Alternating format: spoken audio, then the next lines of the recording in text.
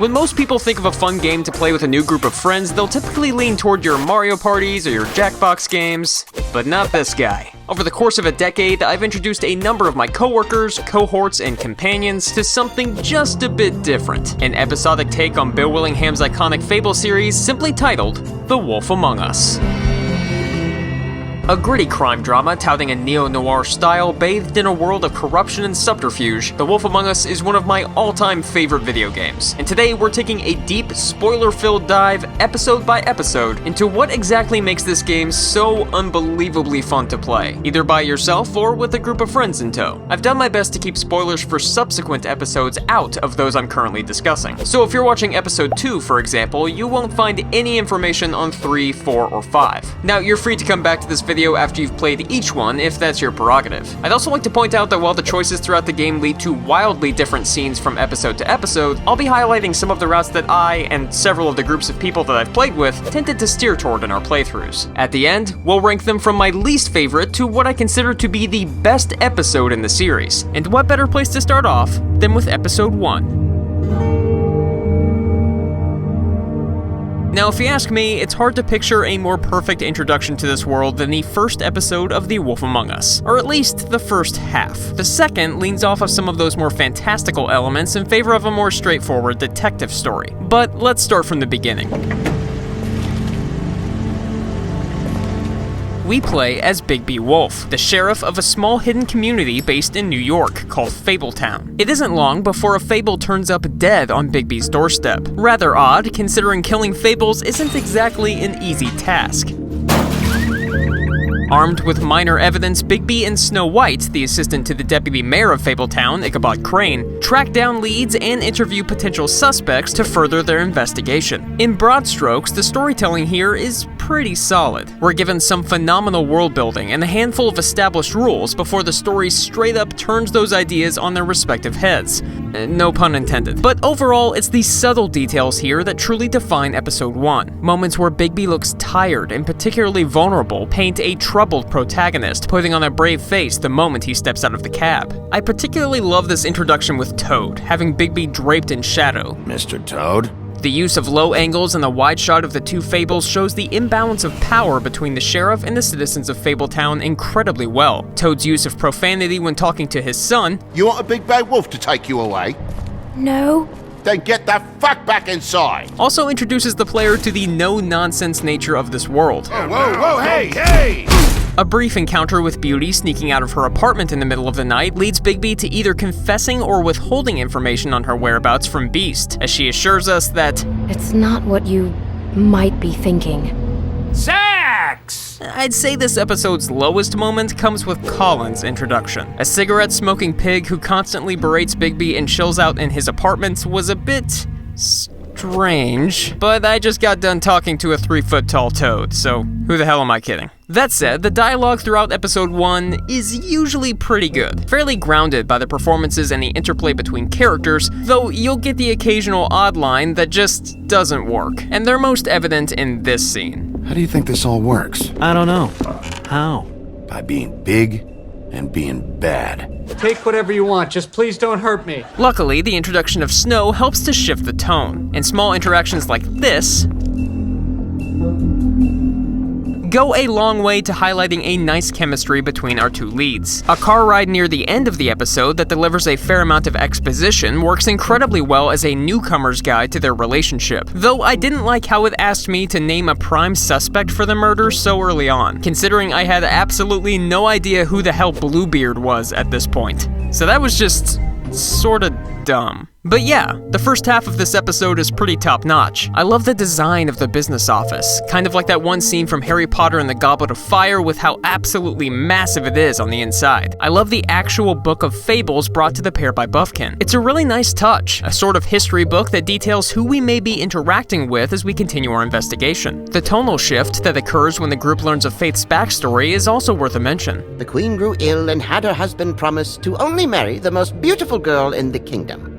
His daughter, Faith. Now, the second half of this episode, starting with your decision to either investigate Prince Lawrence or attend to Toad's dilemma, is where things go full-on detective vision and buck the fantastical elements to some degree. To be clear, I don't think any of this stuff is bad, but it does feel a bit more tame. The pacing slows, barring a run-in with Tweedledee, and stop! Yeah, I don't know.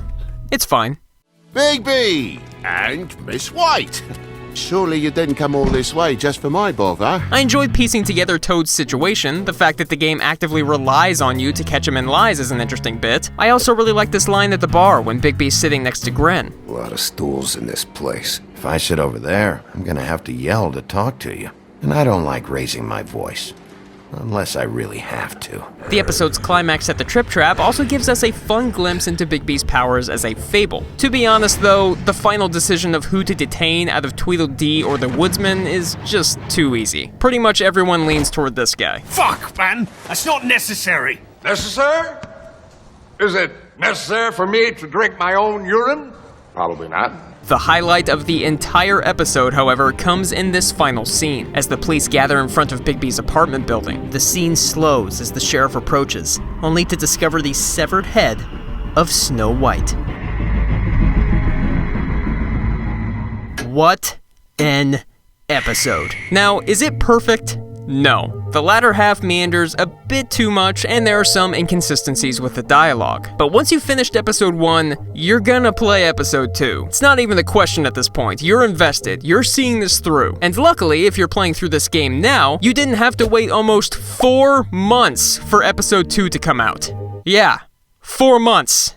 It was hell. Anyway, scale of 1 to 10, I'm giving this one an 8. Pretty darn good. Now, before we get to episode 2, a little note here, and this is just my recommendation. If you're playing this with a group of friends, I strongly recommend continuing to at least the title sequence of episode 2. This thing, right here. While the cliffhanger at the end of episode 1 is, like, really good, continuing on just a bit further usually results in even more interest for the subsequent episode. But in the end, up to you. Moving right along?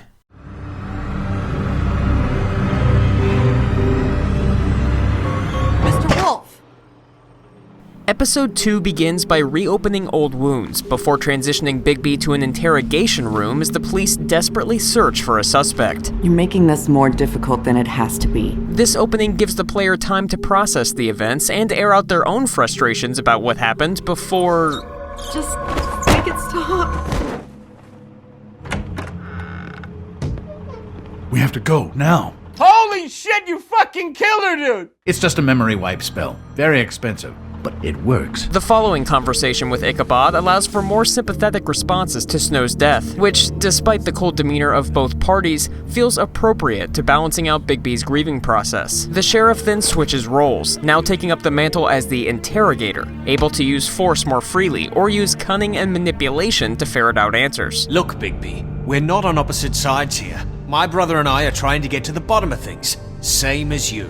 I'd like to point out the intentional misdirection from the developer here with episode 1's preview for Smoke and Mirrors, because practically none of what's in that teaser, save for this interrogation scene, makes it into episode 2, all culminating in the episode's biggest reveal.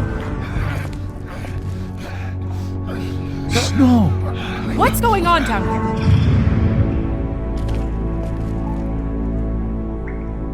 here? Snow.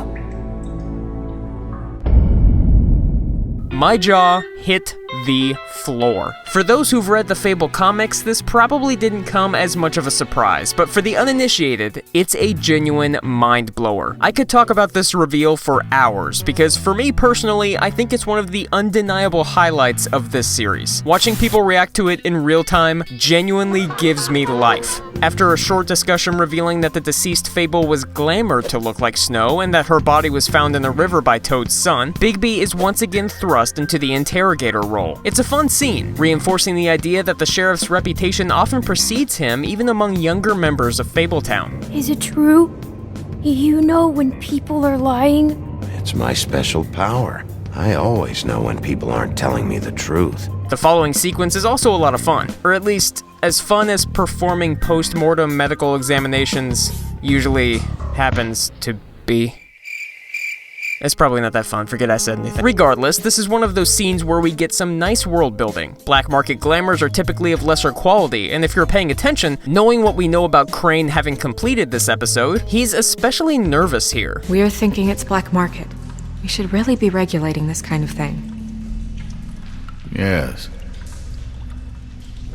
That's suspicious. As it turns out, this is the body of Lily, briefly mentioned in the first episode to be Holly's sister who went missing. Holly's sister goes missing. No one gives two shits about her. What follows is a journey through Fabletown's seedy underbelly, eventually leading our protagonist to the Pudding and Pie, a local strip club owned by human wastebasket Georgie Porgy. It's a wonderfully tense interaction, leading Bigby to take up arms against the establishment.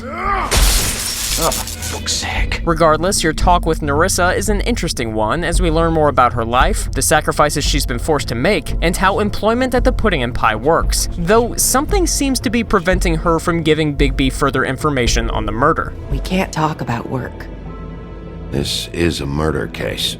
I mean, can't. The episode ends in the Open Arms, a nearby hotel generally used for, relations of the intimate nature. It's a pretty rundown place with, oh, look, it's Belle. Or Beauty. What's her name again? You were right about one thing, Master. It's not what you might be thinking. I'd say my least favorite part of the episode comes in right about here. Beauty! Ah, shit. Beast? Bigby? How could you do this to me? This fight, while pretty visceral, just feels out of place and really random. Misunderstandings are a key aspect in a lot of stories, but this one just doesn't work. It does, however, lead to our final destination for this episode, the room that Lily was murdered in. The detective section of Smoke and Mirrors is largely relegated to this scene, with Bigby piecing together Snow's story bit by bit. He brought wine. Classy. That's just maddeningly unhelpful. It all comes together to form a twisted role-playing session, orchestrated by none other than... What is it? It's Crane. With his secret revealed, Crane wisely smashes the one item that can be used to find him. And it cuts to black. Episode 2 is a marked improvement over its predecessor, delivering shocking revelations, putting an emphasis on new and old characters alike, and pushing the investigation into wild new territory. There are so many cool details here that really give these moments weight. For example, and this really isn't much of a spoiler, but this girl right here, her name is Vivian. You'll get a Book of Fables entry for her in the next episode. Now, knowing what we know about Crane now, take a look at this scene from episode 1, and pay close attention to how this line is delivered. Call Vivian right this minute and let her know I'm coming in early for my massage. I will. That's such great foreshadowing, I just love it. I'm gonna give episode 2 a solid 9 out of 10, which leads us to...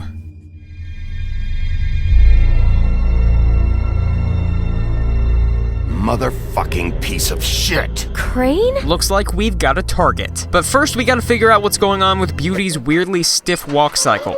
Bigby eventually discovers that Snow is attending a funeral for Lily under the Buckingham Bridge, which is rather fitting. Trolls, bridges, you get it. This is a really great scene, having you choose to interrupt Snow or let her continue her speech to Lily's friends and family. You're also given a ton of opportunities to let details of your investigation slip, causing a minor uproar with the present company should you divulge too much, which is a nice touch. I'd say my only problem with it is that once Bigby decides to tell Snow of Crane's misdeeds, they didn't get Snow's face right. She's just sorta got this, like, blank look while Bigby straight up tells her of Crane's sexual fantasies.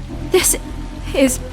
I don't even know what to say right now. Sex! The Tweedles show up, attempting to stifle Bigby's investigation into Ichabod, but get found out by those attending the funeral before a war akin to Avengers Endgame breaks out. If Avengers Endgame was this little. It's a fight that leaves quite a few Fables shot and injured, including Bigby himself. Cut to the business office, Fabletown's chief physician, Dr. Schweinhardt, tells Bigby that despite being a Fable, he's still injured and needs time to heal. Medical advice the sheriff doesn't intend to follow. Bigby and Snow's interactions here are some of their best so far.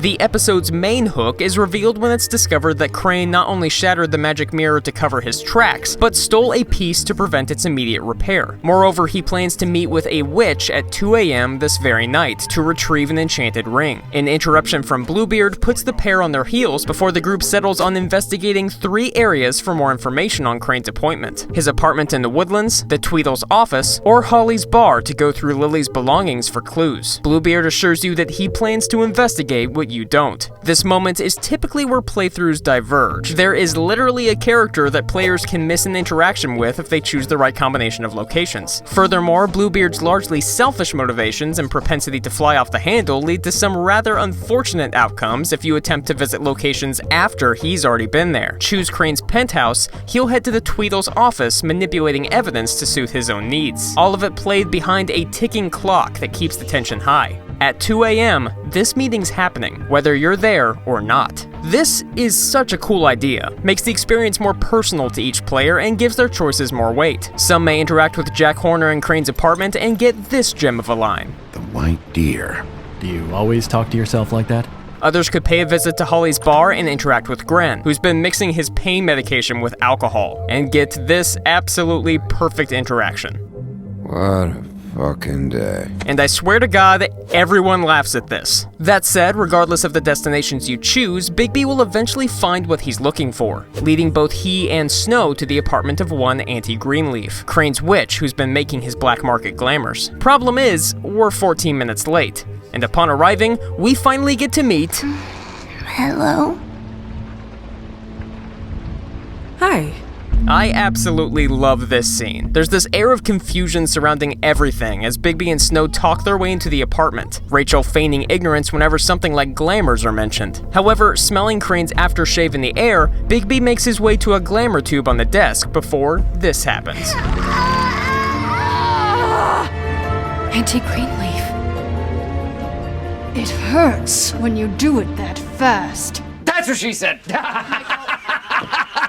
Attempts at locating Crane through Greenleaf are futile, however, until Snow threatens to burn down her tree from the old world that she uses to make glamours. This leads to a scene that I believe serves 2 very important purposes. On one hand, we see Snow in an entirely different light. At this point, she's on a path of vengeance, and having been deceived by Greenleaf's disguise, she's reached a sort of breaking point. This is the first time we see Snow act with no mercy, using the law as a weapon instead of a guiding light. Second, it's here where we get a speech from Greenleaf pushing one of the key themes that's been slowly building in the background of the series up to this point. The idea that many fables are struggling financially to the point where they'll do anything, even create black market glamours or sell their bodies just to get by. And the Fabletown government's efforts to curb these issues have largely failed. Eventually, Greenleaf informs us that Crane did stop by seeking the Ring of Dispel, hoping to use it on the girls at the Pudding and Pie to pierce the spell blocking their speech. The whole "these lips are sealed" thing, right? Unfortunately, its power has faded,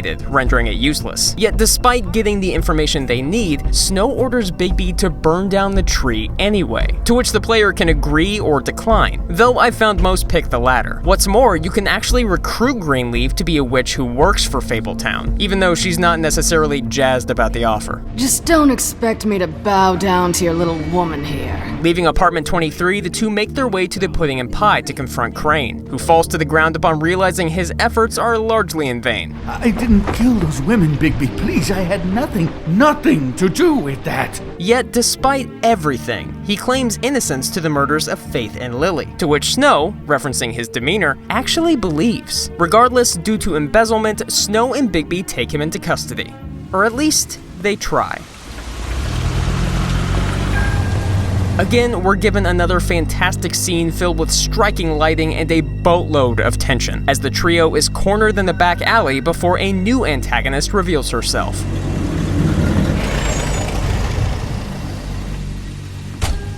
Hi, what you got there?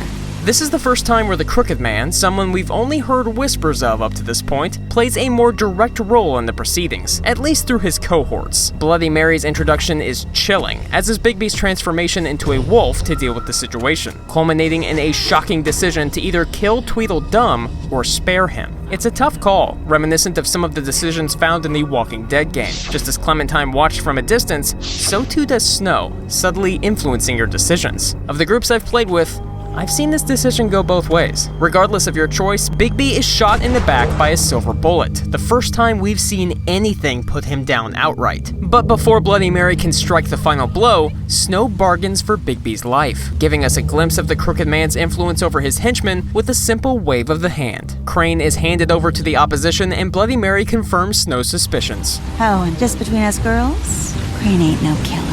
She breaks Bigby's arm before departing, and our heroes now lie at their lowest point, battered, bruised, and defeated, as Snow looks on, helpless.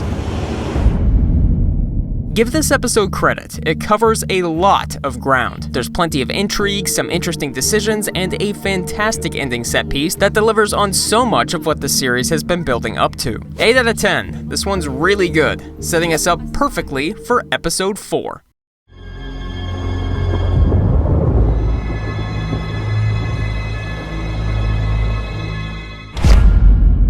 Episode 4 is okay. It's not great. It's okay. But by the standards the series has been operating thus far, it kinda sucks. Essentially, episode 4 plays out like a crappier version of episode 3. We're given a clear target, but we're not entirely sure how to find him. So we travel from place to place until we have enough clues to track him down. It's the same thing, but much less cathartic. We're not hunting down a character that we love to hate. We're hunting down a guy that we've never really seen, a mastermind we have very few details on, which I suppose has its own allure, but I wasn't really feeling it. It's really weird, because the opening scenes of this episode are pretty top-notch. Hollow point bullets are a nasty business. The Silver Slug deformed and shredded on impact. He gives Bigby and the player a stern warning. Eat as many metal shellings as you see fit, but take just one more silver round near your heart, and the only place I'll be visiting you is the morgue. So now we know that there's something out there that can outright kill us if we're not careful. The tension being cut after the doctor leaves, and Snow reiterates a popular dialogue choice from episode 2. I'm glad you're not dead. I'm glad you're not dead. It's a sweet scene, fantastically interrupted by the stupid pig who lives in our goddamn house. Yeah, you were really fucked up, man. Oh, come on! Oh. Snow begins flexing a bit here, saying things need to be done properly going forward. By the book, no exceptions. But it's an idea that doesn't seem to sit well with everyone in the room. The tension is cut once again by a call from Nerissa. Wolf's residence. That's rude. This is another incredibly well done scene, having Bigby interview someone who literally can't tell him exactly what she wants, despite probably knowing just about everything. Bigby deduces that the spell on Nerissa's speech originates from the ribbon, and upon trying to remove it... No! These lips are sealed! What? You can't! Just stay back! The pieces are beginning to fall in place, and Nerissa points Bigby to Beauty and Beast, who apparently made their way to the business office in search of financial assistance, but were turned away. Again, something the series has emphasized since episode 1. Therefore, they and many other fables turn to the Crooked Man, who provided them with money in return for favors and further debts to be paid. Costume change! Hit that button, Snow, I'm going up. Perfect. Bigby has the option to check the Lucky Pawn, a shop owned by the Crooked Man, or the Cut Above, a butcher shop that Beast has been making deliveries to repay his debts. You can choose either one, as you end up going to both, but before you have the chance to take off, both Beauty and Beast ask in a not-so-subtle way for you to help erase their debts. Somehow. Maybe you can make this all just go away. We would really appreciate it. You're asking me to kill him, aren't you? It's such a weird scene, and the voice acting is like really hammy and awkward. I'm sure you'll do the right thing. I don't know what the hell this was all about. It's the middle of episode 4 where the pacing takes a complete nosedive, with the butcher shop being an incredibly slow section that reveals that some people were being forced to make spells and shows us where the ingredients were coming from to make black market magic. Basically just reiterating what we already know, that the Crooked Man has dirt on almost everyone and the power to keep them in check. The Lucky Pawn acts much in the same way, and if you go to its second, you don't even really get to explore it. You're just sort of thrust into a fight match with the Jersey Devil. And compared to what we've seen so far, it's a fairly tame fight to be sure. Nothing too spectacular to see here. That said, he does reveal that the door to the Crooked Man's lair bounces around at random, and the only way Crane was able to find it was using the magic mirror. So that's at least pretty interesting. Oh, also this is the episode where people really start pointing out Bigby's obsession with Huff and Puff cigarettes. Huff and Puffs. Not many people smoke those. Shitty brand. Bigby will eventually find the missing piece to the magic mirror at the second place you choose, allowing him to return to the business office with a small victory. We get a brief scene where we can give Toad any money we've scrounged up so he can purchase a glamour or sentence him and his son to the farm, to live with all of the other unglamored fables. It's a fate that Colin too could suffer and has been brought up a few times throughout the series, but to be frank, I haven't really mentioned it yet because we've never actually gotten to see the farm. Those who don't already live there seem to think of it as a prison despite the amenities mentioned in the Book of Fables. Regardless, if you give Toad money or promise him financial support, he leaves in a super good mood, which Snow challenges Bigby on, having told us prior to the interaction to give him the boot. And Bigby gives this super weird face, like, why hasn't this become a meme yet? Anyway, now that the magic mirror is fixed, we can use it to find the Crooked Man. Now please show us that sick creep Crane. Or see what Crane's up to. Wait a minute. Someone's watching. What just happened? Love that scene. Shows Bloody Mary's connection to mirrors and how she manipulates them to kill her prey. Cool stuff. Okay, we've got a pulse. The episode's starting to pick up some steam. Snow orders Bigby to bring the Crooked Man back alive to answer for his crimes. Duh. And we're off.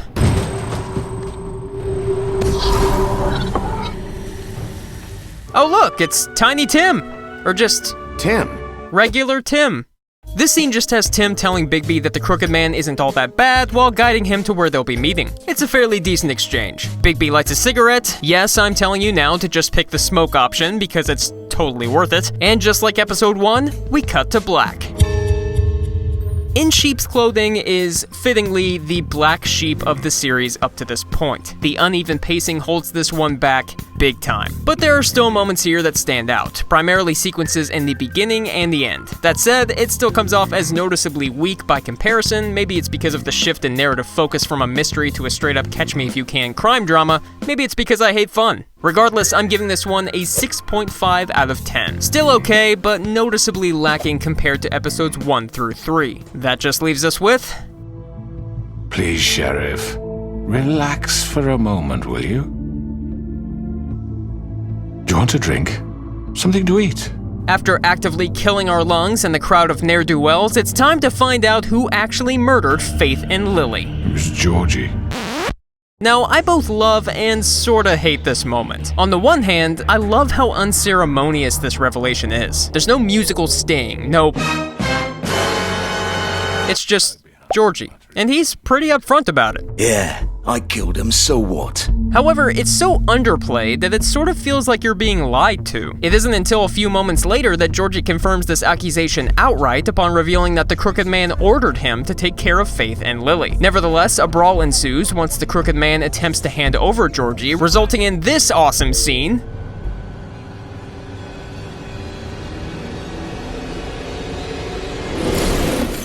I'm sorry, that's never gonna get old. The Crooked Man escapes, Bigby mortally wounds Georgie, somehow. Aren't fables, like, super hard to kill? And a chase through the streets of New York ensues, with the sheriff taking on his oh-so-subtle transformation to stealthily make his way through... I said stealthily make his way through the... Forget it. Not sure why the developers necessarily needed a bar at the bottom of the screen indicating the sequence's length, though I'd say my least favorite decision in this entire series makes its debut right here. So through this entire chase, we've been tracking Georgie and Vivian's car. When we're given the choice to choose which car to pounce on, first off, it's way too quick. You're given almost no time to figure out what's going on. Second, one of them is the Crooked Man's limo. The other, Georgie's car. But this isn't immediately apparent at all. And third, if you pick the Crooked Man's car, you'll miss out on one of the most impactful moments in the whole season. So yeah, I really hate this part. So if you make the right choice and go for Georgie and Vivian, Bigby will make his way to the pudding and pie following this amazing little moment where he literally finds the perfect pair of pants, a white collared shirt, and a tie just hanging here after his transformation. It's here where we learn all about Vivian's role in this whole plot, how she and Georgie started the strip club using Vivian's magic ribbons to emphasize discretion. It's certainly in the vein of an exposition dump, to be sure, but there are a lot of really great details here, culminating in Vivian removing her own ribbon and sacrificing herself to undo the spell on the other girls. But if you choose to go after the other car, Bigby gets run over, wakes up, goes to the pudding and pie, and discovers Vivian has already done the deed, leaving Georgie to describe everything. The impact of this situation is significantly lessened here, and I'd say this is the most randomly induced wrong choice you can make in the series, which is a real bummer. Regardless, Georgie reveals the location of the Crooked Man before Bigby either kills him or leaves him to suffer. Again, he's a fable, so I'm not sure why he can die from this when the game literally starts off with this scene.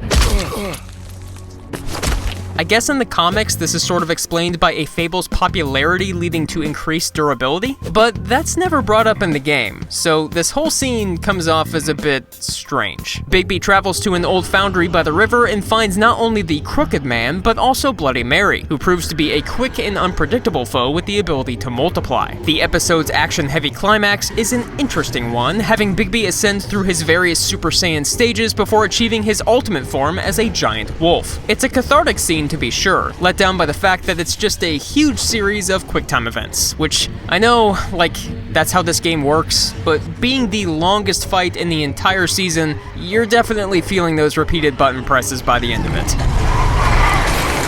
An encounter with the Crooked Man follows soon after, the crime lord holding the sheriff at gunpoint with a silver-loaded revolver, but his demands are interesting. You will bring me back alive. Look, all I ask for is the chance to speak for myself in front of the community. This is a sort of fun no-win situation. Killing the Crooked Man means Snow and the rest of Fabletown have no one to prosecute. However, it's obvious that our adversary seems very intent on his role in the litigation process. Every group I've seen play this game takes him into custody. That at least gives us a chance to decide his fate properly.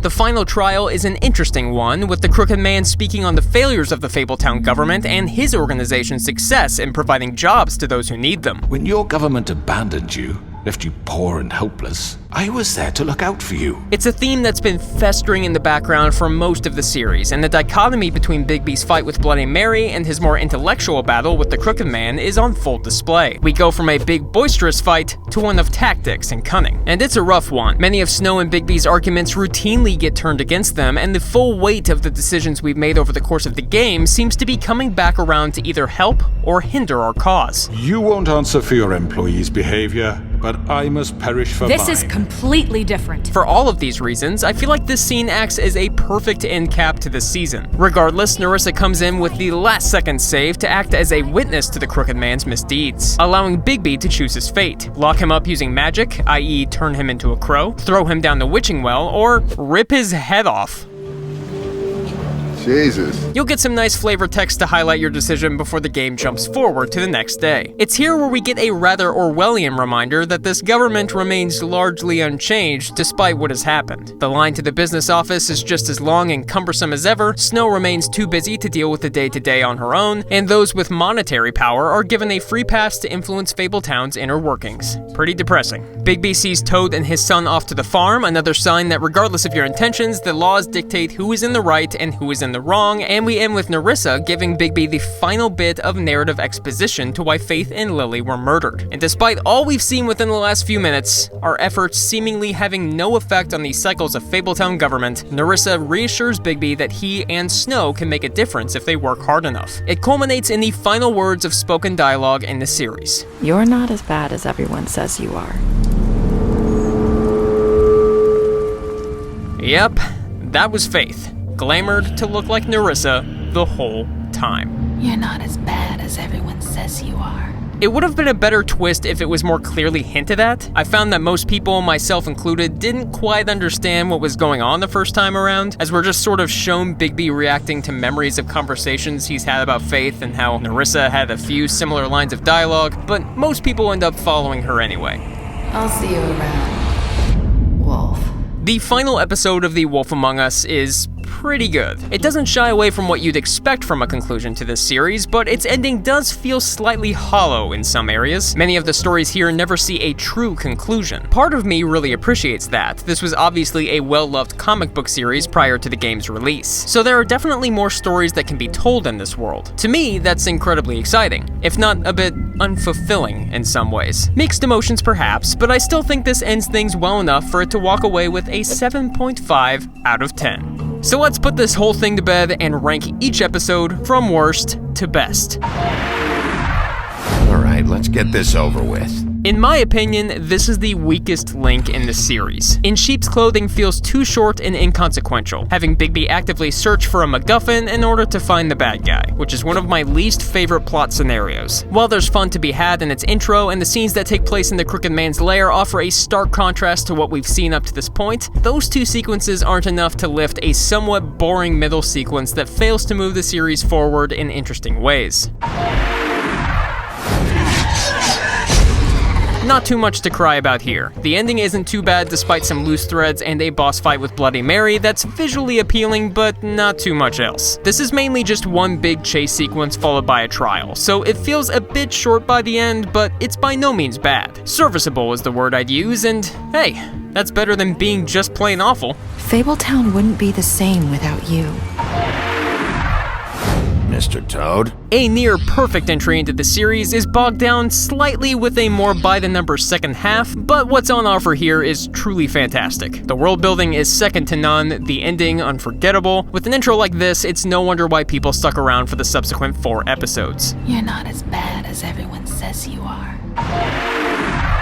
I can't finish the mirror. It's missing a piece. There's a lot to love about the Crooked Mile. Its choose-your-own-adventure style taken far more seriously than the previous 2 entries. Above all, it covers a lot of ground, delivers some truly fantastic moments, and puts things in an entirely new perspective for our heroes. That's not to mention an ending that I would consider the climactic peak of the entire season. What's going on down here? Yeah, you knew it was coming. The intro alone probably would have rocketed this one to the top of the list by itself, but the following investigation sequences and cliffhanger ending featuring disturbing revelations with Crane no doubt elevated further. Overall, episode 2 is the most tightly paced episode of the bunch. There's very little wasted time here. Needless to say, if you thought episode 1 was a fluke, 2 is here to prove otherwise.